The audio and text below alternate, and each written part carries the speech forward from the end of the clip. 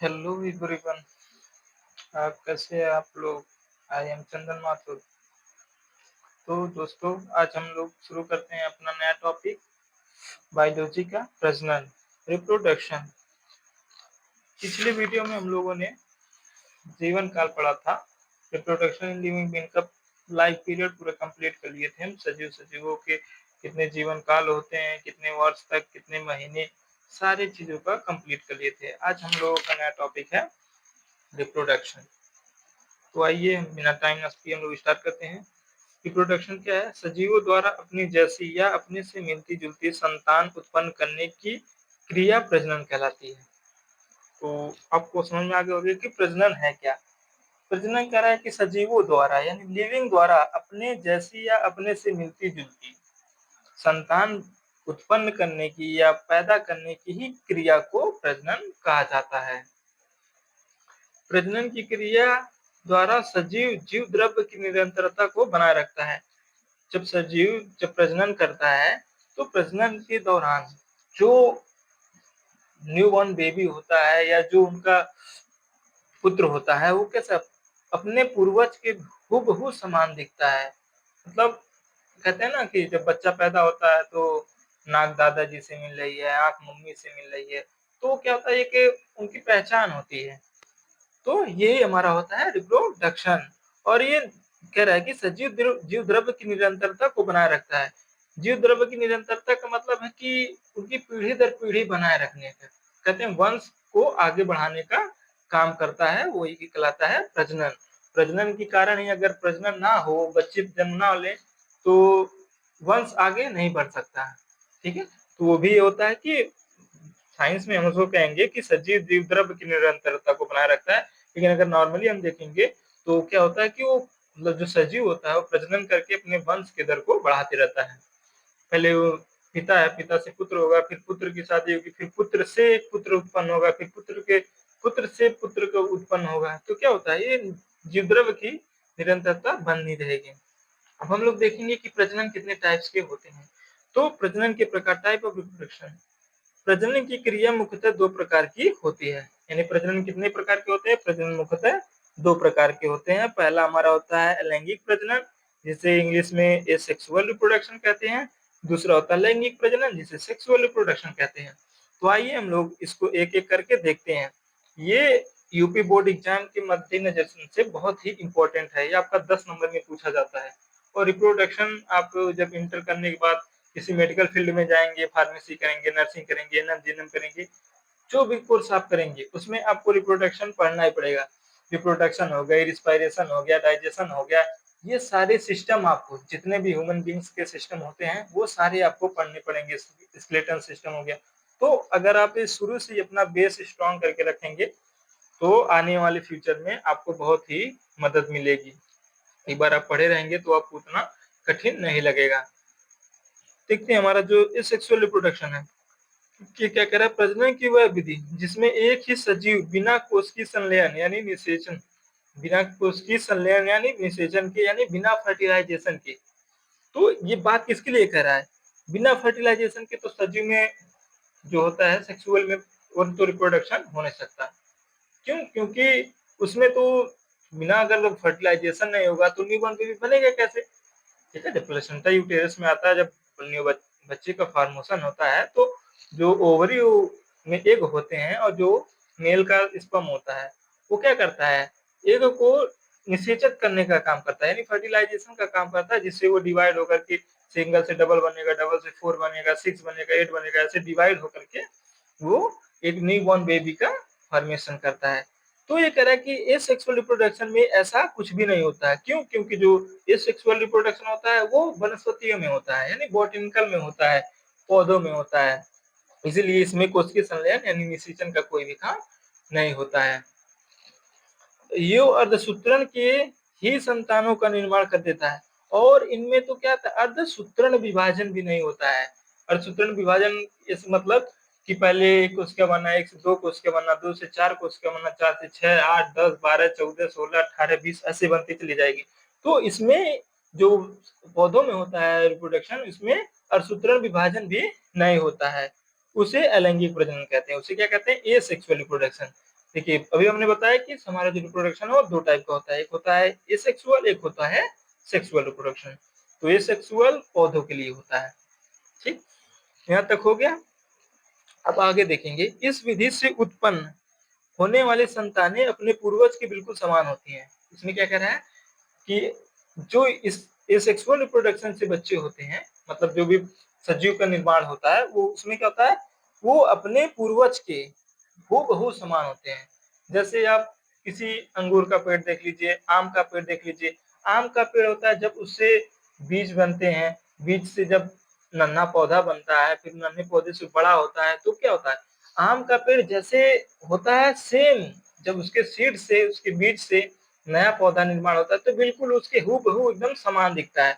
ऐसा नहीं है ना कि अब आम का पेड़ लगाएंगे तो तरकुल का हो जाएगा या बरगद का हो जाएगा, तो वो अलग हो जाएगा। तो इसमें क्या करें कि सेम उसके हूबहू दिखना है। अगर आम का पेड़ लगाए तो जो उसके बीज से नया पौधा बनेगा वो बिल्कुल हूबहू आम के जैसा ही दिखेगा, वो आम ही फरेगा।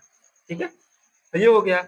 और इसमें कहता है, कह रहा है कि अतः जो संतानों के पूर्वज को क्लोन कहते हैं, यानी जो ये क्लोन है, क्लोन कहते हैं किसे, क्लोन मीन्स होता है ये एसेक्सुअल रिप्रोडक्शन होता है।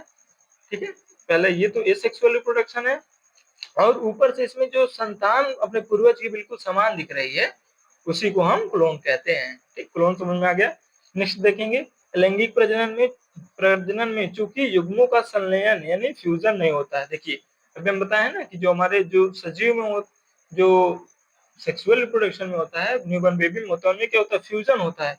लेकिन जो पौधों में होता है उनमें फ्यूजन नहीं होता है, अतः इसे असंग जनन यानी एपोमिक्सिस एपोमिक्सिस कहते हैं। देखिए एपोमिक्सिस, तो एपोमिक्सिस का सबसे पहले उपयोग किस वैज्ञानिक ने किया था, तो उसमें हम बोलेंगे विंकलर ने सबसे पहले एपोमिक्सिस का खोज किया था या उपयोग किया था। ठीक है, अब देखेंगे अलैंगिक प्रजनन के प्रकार, टाइप ऑफ एसेक्सुअल रिप्रोडक्शन।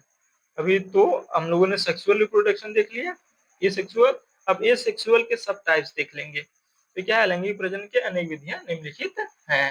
वो निम्नलिखित कौन कौन सी हैं? सबसे पहला हमारा है कायिक प्रजनन। ठीक है, कायिक प्रजनन ये बहुत मोस्ट इंपॉर्टेंट है, हमने पहले ही आपको बताया, ये 10 नंबर में आपके पूछे जाते हैं। अगर आप यूपी बोर्ड में हैं और बायोलॉजी आपका सब्जेक्ट है, आप साइंस साइड से हैं, बायो से हैं, तो उसमें आपको 10 नंबर का रिप्रोडक्शन में से क्वेश्चन आना ही आना है। चाहे वो एसेक्सुअल पे पूछ ले या फिर सेक्सुअल पे पूछ ले, दोनों में से किसी एक टॉपिक पे पूछेगा। नहीं तो कभी कभी पूछ लेता है रिप्रोडक्शन किसे कहते हैं, प्रजनन किसे कहते हैं, इसको टोटल डिस्क्राइब कीजिए, इसके टाइप से कितने प्रकार हैं, सब कुछ मेंशन कर लीजिए।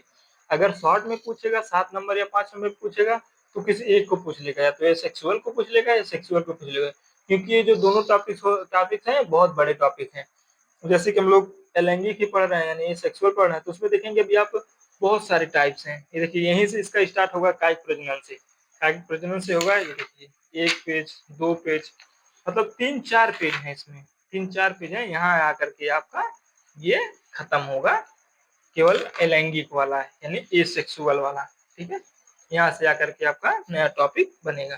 तो ये देखिए अपने आप में ही ये 10 नंबर का है। ठीक है, तो कभी कभी एक ही पूछ लेगा या तो कभी कभी पूरा पूरा पूछ लेता है। तो जैसा क्वेश्चन पूछेगा उस हिसाब से आप लिखिएगा। तो कायिक प्रजनन क्या है? वेजिटेटिव रिप्रोडक्शन, यदि प्रजनन की क्रिया कायिक संरचनाओं यानी शारीरिक द्वारा होती है तो उसे कायिक प्रजनन कहते हैं। यदि रिप्रोडक्शन क्या होता है, शारीरिक द्वारा होती है, तो उसे हम कायिक प्रजनन यानी वेजिटेटिव रिप्रोडक्शन कहते हैं। ठीक है, तो ये कायिक प्रजनन के मुख्यतः 2 भाग होते हैं। देखिए इसके भी टाइप्स, अभी हमने प्रजनन पढ़ा, फिर प्रजनन के सब टाइप्स पढ़े, अब सब टाइप्स के सब टाइप्स पढ़ा रहे हैं। तो जाहिर सी बात है बहुत इंपॉर्टेंट होगा। तो ये कितना हमारा जो कायिक प्रजनन है, ये 2 टाइप के होता है, एक होता है प्राकृतिक कायिक प्रजनन, एक होता है कृत्रिम कायिक प्रजनन। प्राकृतिक मतलब होता है नेचुरल, और कृत्रिम में मतलब होता है आर्टिफिशियल। नेचुरल जिसमें मतलब बाहरी कोई चीज यूज नहीं होती है, पूरा नेचुरल होती है। और आर्टिफिशियल जो होती है, आर्टिफिशियल मतलब होता है कि इंसानों द्वारा किसी चीज को बनाया जाना, या इंसानों की कुछ ना कुछ उसमें भूमिका होती है, तो क्या हमारा होता है, आर्टिफिशियल हो जाता है। ठीक, तो देखेंगे हमारा सबसे पहला natural vegetative reproduction. Natural vegetative reproduction में यदि सजीव में कायिक प्रजनन प्राकृतिक, देखिए प्राकृतिक मतलब नेचुरल यानी स्वाभाविक रूप से होती है, जिसे किसी कृत्रिम विधि का उपयोग नहीं होता है, मतलब किसी आर्टिफिशियल चीजों का यूज नहीं होता है, कोई भी बाहरी चीज यूज नहीं होती है, तो उसे हम क्या कहते हैं, नेचुरल वेजिटेटिव कहते हैं, यानी प्राकृतिक का प्रजनन कहते हैं। यह क्रिया प्राय पौधों में होती है, जिसमें पौधे के निम्नलिखित संरचनाएं भाग लेती है। ये क्रिया किसमें होती है, पौधे में होती है। क्यों पौधे में होती है, क्योंकि हम एसेक्सुअल रिप्रोडक्शन पढ़ रहे हैं, यानी पौधों के बारे में पढ़ रहे हैं, पौधों के प्रजनन के बारे में पढ़ रहे हैं, तो ये जो प्राकृतिक नेचुरल है ये इसी में होगी, एसेक्सुअल में। ठीक है, अब देखिए इसमें सबसे पहला जो हमारा हो रहा है जड़ों द्वारा, बाय रूट्स। बाय रूट भी हमारा रिप्रोडक्शन होता है, रूट द्वारा होता है, लीफ द्वारा होता है, और बल्बी द्वारा होता है, मतलब जड़, तना, पत्तियां, फूल, इन सारों से रिप्रोडक्शन होकर के हम एक नया पौधा बना सकते हैं। देखेंगे कभी कभी आप गुलाब की डंठियां लेकर के अगर जमीन में गाड़ देते हैं, उसको अच्छे से पानी देते हैं और मिट्टी से पैबंद लगा देते हैं, तो काफी टाइम के बाद वो एक नए पौधे में कन्वर्ट हो जाता है। कभी कभी आप सीड्स यानी बीज डाल देते हैं, तो देखते हैं कुछ टाइम के बाद वो एक पौधे में कन्वर्ट हो जाता है। ठीक है, तो यही होता है कि मतलब हर जो पौधा होता है उसको में क्वालिटी होती है कि किसी ना किसी चीज से, फूल से, पत्ती से, पौधे से, जड़ से, तना से वो एक पौधे का फॉर्मेशन कर सकता है, बाई नेचुरल बाई आर्टिफिशियल। ठीक है, तो जड़ों द्वारा क्या होता है कि कुछ जड़ों में अपस्थानिक कलिकाओं को उत्पन्न करने की क्षमता पाई जाती है। अपस्थानिक कलिकाओं का मीन्स होता है कि एक पौधे को जन्म देने की क्षमता, ठीक है, पाई जाती है, जो विकसित होकर नए पौधे को जन्म देती है। तो अगर जड़ में एक अपस्थानिक कलिका रहेगी तो वो क्या करेगी, वो एक पौधे को ग्रोथ कर सकती है, यानी पौधे को जन्म दे सकती है या पौधे को बना सकती है। तो वो बाई रूट होगा, यानी जड़ के द्वारा एक नए पौधे का निर्माण हुआ है। ठीक है, जैसे कि एग्जाम्पल क्या ले लें, शकरकंद हमारा जड़ से होता है, परवल हो गया, अभी तो गर्मी की सीजन आ गई है, अब देखेंगे घर में सुबह शाम परवल बन रहा है, खा खा के अब लोग बोर हो जाएंगे। ठीक है, डहेलिया हो गया, टोपिका हो गया, टीनोस्पोरा हो गया, स्लिप हो गया। ठीक है, अब देखेंगे बाई लीव्स, यानी पत्तियों के द्वारा कैसे हम पौधे का निर्माण कर रहे हैं, या मतलब नेचुरल हो रहा है। तो कुछ पौधों की पत्तियों पर अपस्थानिक कलिकाएं पाई जाती है, यानी कुछ ऐसे पौधे हैं जिनमें अपस्थानिक कलिकाएं पाई जाती है। अपस्थानिक कलिकाएं मीन्स भी बताया कि अपने जैसा एक पौधे का निर्माण करने की क्षमता, तो वो पत्ती में पाई जाती है, जिसकी निचली सतह से जड़ें निकलकर नए पौधे का निर्माण करती है। यानी जो पत्ती होती है, मान लीजिए पत्ती है, तो ये पत्ती की निचले जो सतह है, ये निचले सतह पे अपस्थानिक कलिकाएं पाई जाती हैं, जिससे वो एक नए पौधे को फॉर्मेशन करती है, यानी नया पौधा बनाने की उनकी क्षमता होती है। ठीक है, वो पत्तियों से हो गया। अब हम लोग जड़ से देखें हैं कि जो किसी किसी में जड़ में क्षमता होती है कि अपस्थानिक कलिका होती है और वो नए जड़ पौधे का निर्माण कर देती हैं। तो इसमें क्या एग्जाम्पल दे देंगे, बिगोनिया, बिगोनिया हो गया, स्टेप्टोकार्पस हो गया, अजूबा हो गया, ये हमारे किसी लीव द्वारा नए पौधे को बना सकती हैं। अब हमारे क्या है, पत्र कलिकाएं, यानी बुलबिल क्या होता है, कुछ पौधों में पाए जाने वाली कलिकाएं समूहों में व्यवस्थित होकर जिस संरचना का निर्माण करती हैं उसे पत्र कलिका कहते हैं।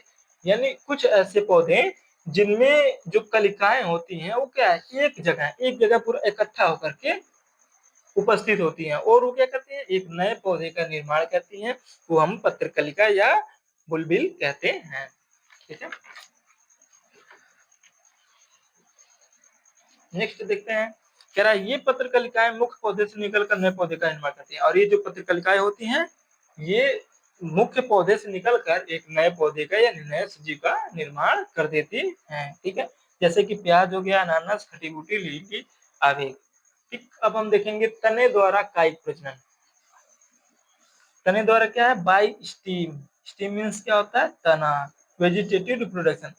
तने द्वारा प्राकृतिक यानी नेचुरल प्रजनन को मुख्य रूप से तीन भागों में बांटा गया, यानी जो नेचुरल रिप्रोडक्शन है इसको मुख्यतः तीन भागों में बांटा गया, एक भूमिगत तने द्वारा, वायवीय तनों द्वारा और अर्धवायवीय तनों द्वारा।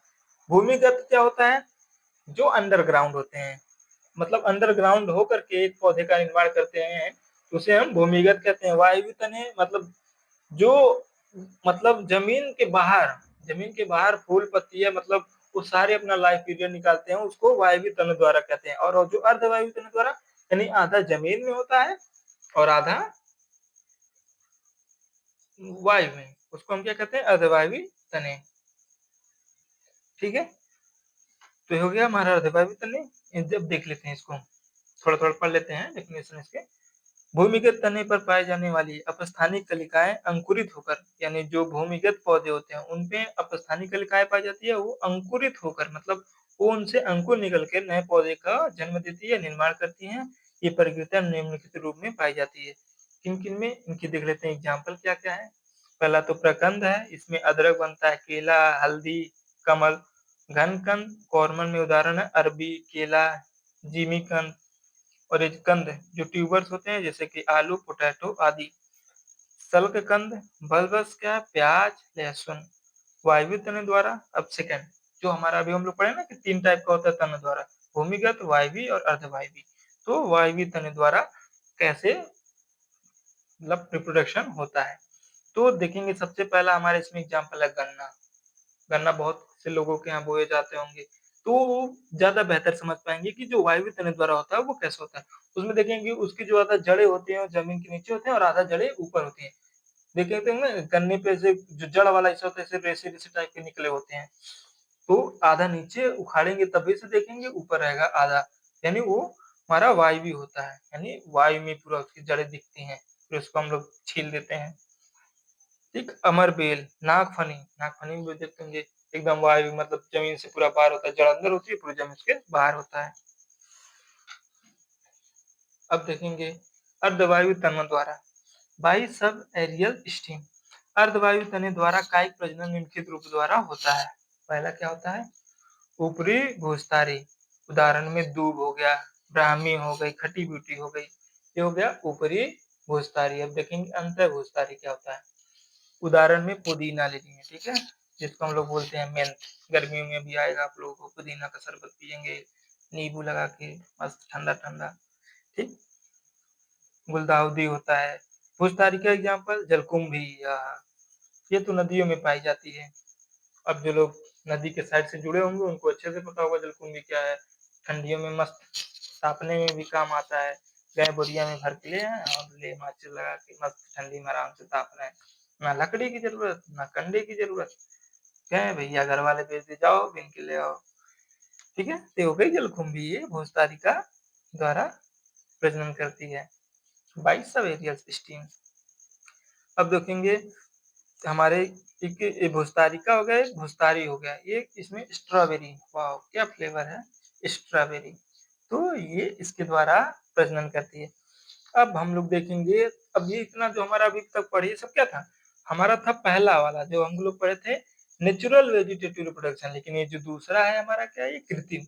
ये अब तक जो चले इसमें नेचुरल था, इसमें मतलब मानव का कोई रोल नहीं था कि वो कुछ मिलावट करके या कुछ खुद से एक्स्ट्रा डाल करके नए पौधे का निर्माण कर रहा है। वो नेचुरल हो रहा था। अब जो हो रहा है वो आर्टिफिशियल होगा। इसमें आप अपना कलाकारी दिखा सकते हैं, जितना कलाकारी दिखा सकते हैं सब दिखा दीजिए इसमें। तो कृत्रिम कायिक प्रजनन क्या है? Artificial vegetative reproduction. पढ़ते हैं, मानव द्वारा पौधों में कृत्रिम तरह से, यानी जो पौधे हैं उनमें कृत्रिम आर्टिफिशियल तरीके से कायिक प्रजनन कराया जाता है। ठीक है, कौन सा प्रजनन? कायिक प्रजनन यानी वेजिटेटिव रिप्रोडक्शन कराया जाता है, जिसमें प्रयुक्त होने वाले पौधों का खंड कटिंग कहलाता है। यानी जो पौधे लेते हैं उसमें देखेंगे कभी-कभी कटिंग लगा करके उस पे गोबर वोबर लगा करके बांध दिए हैं, या उसको जमीन में आधा दबा करके, या दो को आराम से ऐसे छील के काट के उस पे चिपका दिए, फिर उसको पैबंद कर दिए, बांध दिए। उसके बाद कुछ टाइम बाद देखेंगे वहां से वो फुनगी निकलने लगता है, मतलब पौधा निकलने लगता है। तो ये सब आर्टिफिशियल हो जाते हैं। वही ये चीज बता रहा है कि पौधों को खंड कटिंग कहलाता है, जिसे आरोपित करने पर आईबीए, जिसको हम इंडोल ब्यूटारिक एसिड में उपचारित कर लेते हैं।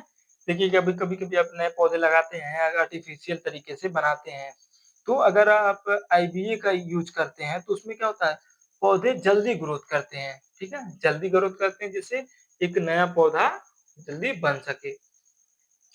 वो कहते हैं ना, हाइब्रिड टाइप का, मतलब पौधे की लाइफ टाइम को घटा करके, मतलब 1 महीने में निकलने वाला है तो 1 महीने के पहले उसको तैयार कर लेंगे।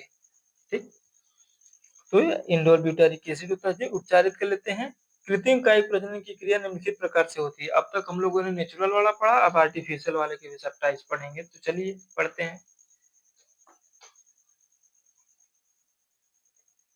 दाब या डाला लगाना। देखिए पहला जो है आर्टिफिशियल करके आप कैसे पौधा बना सकते हैं। आप घर पे भी ट्राई कर सकते हैं। इस विधि में ऐसे पौधों का उपयोग करते हैं जिनकी शाखाएँ आसानी से मुड़ सकती हैं, ठीक है? काफ़ी लचीला जो पौधा होता है, अगर आपको दाँव लगा कर के एक पौधा बनाना है, तो उसमें आप एक लचीला पौधा लीजिए, ठीक है? उसको इतना लचीला हो कि ऐसे आप मोड़े तो बिल्कुल मुड़ जाए, ऐसा ना हो कि ऐसे मोड़ने गए तो क्या पता चले खटाक से टूट गया। नहीं तो लचीला होना चाहिए कि लचीला मीन्स ऐसे, मान लीजिए ये एक पौधा है, ठीक है? इसकी डाल इसको ऐसे हम कर दें, मतलब जितना टेढ़ा करना चाहें कर सकते हैं, ठीक है? ये हो गया लचीला, ठीक है? तो इसमें ये कह रहा है कि जो ये हमारा शाखा होनी चाहिए वो थोड़ी लचीली होनी चाहिए, ठीक है? जिनको आसानी से मोड़ सकते हैं, पौधे के वायु शाखा की छाल यानी जो उसका एपिडर्मिस होता है। जैसे पौधे में छाल होता है, मान लिया हमारा ये छाल है, हमारी स्किन, जो स्किन को हम एक तरीके से एपिडर्मिस बोलते हैं, जिसको आप छाल समझ सकते हैं। समझना है, मैथ पढ़े होंगे आप लोग स्कूल में, तो मान लिया कि ये हमारी स्किन जो है अभी तक छाल मान लेते हैं, ठीक?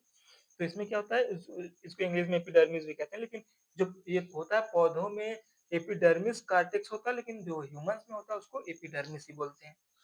तो इसको हम क्या कहते हैं, छील लेते हैं छाल को, फिर उसको काट कर निकाल देते हैं, ठीक? निकालने के बाद क्या होगा, निकालने के बाद देखते हैं तथा टहनी को मोड़ करके, यानी जो उसकी टहनी रहेगी उसको मोड़ करके उसी कटे हुए भाग को कुछ दिनों के लिए मिट्टी में दबा देते हैं। कुछ दिनों पश्चात कृत्रिम किए गए भाग से जड़ें निकलती हैं। ऐसी स्थिति में पौधे की शाखा को मूल पौधे से पृथक कर लेते हैं और इस प्रकार एक नया पौधा निर्माण होता है। इसमें देखिए, तो जब हम उसको, एक टहनी थी, टहनी को के मोड़ करके उसकी छाल को, जो एपिडर्मिस कार्टेक्स था, उसको छील करके उसको ज़मीन में क्या किए, गाड़ दिए, ठीक है? ज़मीन में धँसा दिए और उसपे मिट्टी डाल दिए। मिट्टी डालने के बाद कुछ टाइम बाद आप देखेंगे क्या होता है कि वहाँ से जड़ें निकलने लगती है, यानी एक नन्हा-सा, प्यारा-सा पौधा निकलने लगता है। फिर उस पौधे क्या कर देंगे, वहाँ से सेपरेट कर देंगे, अलग कर देंगे, अलग करके उसको एक नए बाल्टी में या नई जगह पे उसको हम लगा देंगे। फिर उससे क्या होता है, वो धीरे-धीरे छोटे नन्हे पौधे से बड़े पौधे में कन्वर्ट हो जाता है, ठीक है? जैसे एग्ज़ाम्पल ले लेंगे, नींबू कर सकते हैं आप, एप्पल है, सेब का कर सकते हैं, नाशपाती का पौधा उसका कर सकते हैं, चमेली है, चमेली के पौधा भी देखते हैं बहुत लचीला होता है, ठीक? तो इसको आप घर पे भी एक पौधे से नया पौधा बना सकते हैं आर्टिफिशियल वेजिटेटिव रिप्रोडक्शन सिस्टम के तहत। आप लोग पढ़िएगा और चाहेंगे तो एक्सपीरियंस भी कर लीजिएगा। एक्सपेरिमेंट तो बायोलॉजी में होता ही रहता है, तो घर पे जाकर एक्सपेरिमेंट करिएगा, ठीक है? पैबंद लगाना है। ग्राफ्टिंग क्या है? इस विधि द्वारा निम्नलिखित गुणवत्ता वाले पौधों से उत्कृष्ट पौधे प्राप्त किए जाते हैं। इस विधि में निम्नलिखित श्रेणी के पौधे में उचित श्रेणी के पौधे की कटिंग जोड़ कर दी जाती है तथा कटिंग भाग पर गीली मिट्टी को पैबंद कर दिया जाता है। कुछ दिनों पश्चात पैबंद भाग से जड़ निकलने लगती है, जिसके पश्चात इसे मूल पौधे से पृथक करके आरोपित कर देते हैं।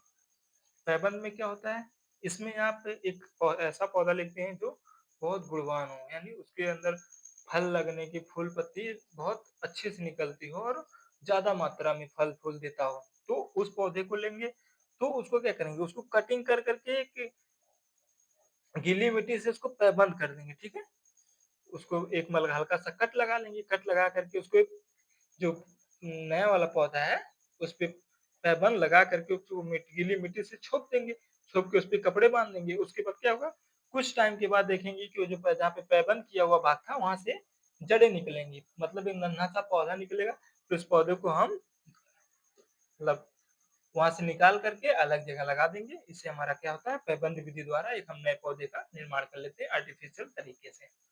एग्जाम्पल में आप देख लेंगे, संतरा हो गया, ऑरेंज, नाशपाती, पियर्स, बेर, ये सब क्या होते हैं, पैबंद लगा करके आप एक नए पौधे को निर्माण कर सकते हैं, ठीक है? एग्जाम्पल में इसमें उत्कृष्ट पौधे की शाखाओं को कलम कहते हैं, यानी कलम कहा जाता है ना? कलम कर करके यानी छील करके काट करके लगा दिया, ठीक कहते हैं। तथा निम्नलिखित श्रेणी के पौधों का भाग स्कंद कहलाता है। पैबंद विधि में निम्नलिखित तरीके अपनाए जाते हैं। तो पहला कौन सा होता है, स्थापन रोपण, यानी वेड्ज ग्राफ्टिंग।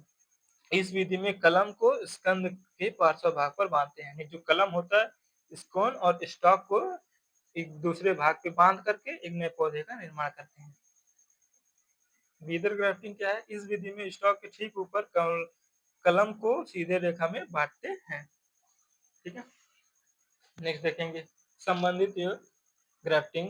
इस प्रकार की ग्राफ्टिंग में कलम तथा स्टॉक की मोटाई समान होनी चाहिए क्योंकि दोनों के कट कट कलम की भांति तिरछे लगाए जाते हैं। इसमें क्या करना है हमको, थोड़ा तिरछा लगाना है, बिल्कुल ऐसे सीधा नहीं, इसे तिरछा लगा देना है, ठीक है। जिग्जैग ग्राफ्टिंग यानी जो एक टंग की टाइप का होता है, ठीक है, ये जैसे कि टंग बना है इस टाइप में हमको कटिंग कर करके लगाना है, जिसको हम लोग कहते हैं जिग्जैग ग्राफ्टिंग। इसमें क्या होता है, इस प्रकार की ग्राफ्टिंग में कलम पर लगने वाले कट का आकार जिह्वाकार होता है, यानी जो हमें कट लगाना है वो एक जिह्वा यानी टंग के आकार का होना चाहिए। और सैडल ग्राफ्टिंग क्या होता है, इस प्रकार की ग्राफ्टिंग में स्टॉक तथा कलम की मोटाई समान होती है, जिसमें स्टॉक के दोनों तरफ सैडल के आकार में कट लगाते हैं, जिससे कलम की मजबूती के साथ प्रबंध किया जा सकता है। क्राउन ग्राफ्टिंग क्या है, इस विधि में स्कंद स्टॉक की मोटाई अधिक होती है, जिस पर एक साथ अनेक कलम आरोपित किया जा सकते हैं। क्राउन वाले में क्या होता है, एक से अधिक यानी एक दो तीन चार करके लगाएंगे, उससे तो दो तीन चार पौधे आपको निकलेंगे, ठीक है। अब एक चश्मा लगाना और बर्ड ग्राफ्टिंग क्या होता है, इस विधि में स्कंद की छाल की तिरछा गहराई में काट देते हैं तथा इसमें अपस्थानिक कलिकाएं युक्त कलम की प्रबंध कर देते हैं, ठीक है। बूटी लगाना, इस विधि में ऐसे पौधे का चुनाव करते हैं जिसमें पौधे की शाखाएं काफी स्टीय होती हैं। पौधे के प्रजनन के लिए जिस शाखा पर प्रबंध लगाते हैं उसे ऊपरी ऊपरी शाखा पर पानी भरा हुआ छिद्र को घड़ा लटका देते हैं, ठीक है। जो घड़ा लटकाने से क्या होता है, बूंद बूंद पानी गिरेगा जिससे उसको नमी मिलती रहेगी, ठीक है। उसे अपना ऑक्सीजन ले करता रहेगा और वो पोषण तत्व उसको मिलते रहेंगे, खनिज लवण मिलते रहेंगे, जिससे एक नए पौधे में कन्वर्ट हो जाएगा। तो आपको वीडियो कैसे लगे, अच्छी लगी हो तो लाइक करिएगा, शेयर करिएगा, सब्सक्राइब करिएगा और कमेंट करना ना भूलिएगा। आपको कैसा लगा उसका फीडबैक जरूर दीजिएगा। मिलते हैं नेक्स्ट वीडियो में नए उम्मीद के साथ, नए जोश के साथ, ठीक है। तब तक के लिए धन्यवाद। जय हिंद, जय भारत।